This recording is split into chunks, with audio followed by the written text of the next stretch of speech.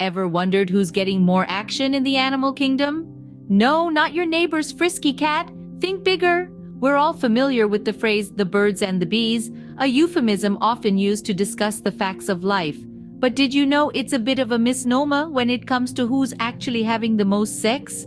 Yes, rabbits might be legendary for their love life, and roosters might crow about their conquests at the crack of dawn, but they're not the real Casanovas of the creature world. You see, nature is far wilder, weirder, and more wonderful than we often give it credit for. So toss out your preconceived notions of passionate parakeets and bawdy bumblebees. The real titans of the tango are about to be revealed, and they might not be who you'd expect. So if it's not the rabbits or the randy roosters, then who could it be? Hold on to your hats, folks. Now brace yourselves, for the answer might just blow your socks off. In the realm of raunchy rendezvous, our unexpected contenders are none other than the bonobos and dolphins.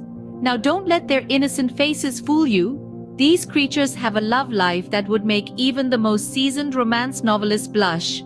Let's start with bonobos, our primate cousins. These love monkeys are known for their make love not war philosophy. And no, we're not exaggerating.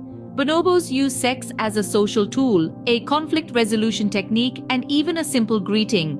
Imagine walking into your office and instead of a handshake, well, you get the idea. Bonobos don't hold back, and it's all part of their unique social dynamics. They're the epitome of free love, making the 60s look like a church picnic. Now let's dive into the ocean and talk about dolphins. These intelligent marine creatures are known to enjoy a bit of hanky-panky themselves. Dolphins engage in sexual activity for reasons beyond reproduction. It's a part of their social bonding, communication, and yes, even for fun. Dolphins, like bonobos, are one of the few species that have sex for pleasure. It's not uncommon to see dolphins giving each other a fin, if you catch my drift. But why do these species have sex so often? Well, in both cases, it's about more than just making babies. For bonobos and dolphins, sex is a complex social interaction, a way to strengthen bonds, resolve conflicts, and express emotions. It's a form of communication as much as it is a reproductive act. They've turned the birds and the bees into an intricate dance of social dynamics. And there you have it, folks. The unexpected champions of the animal kingdom's Love Olympics. They're out there in the wild and in our oceans, turning the act of reproduction into a social event. So next time you're at the zoo, remember, those bonobos aren't just holding hands for fun.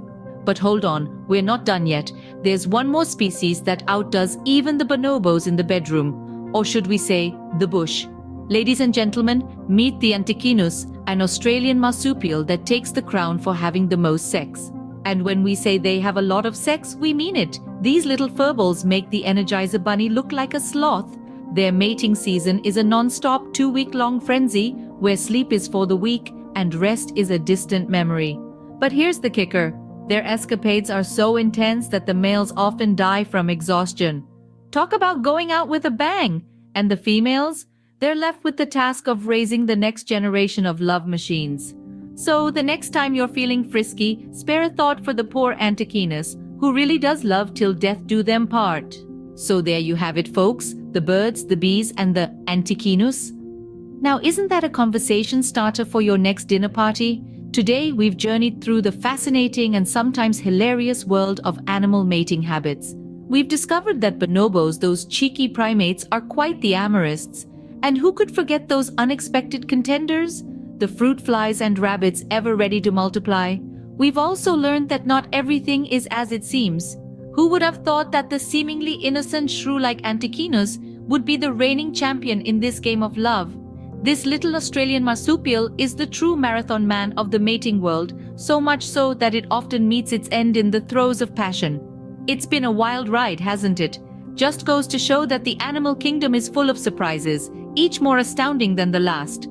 And remember, no matter how active your love life may be, there's always an Australian marsupial out there that's got you beat.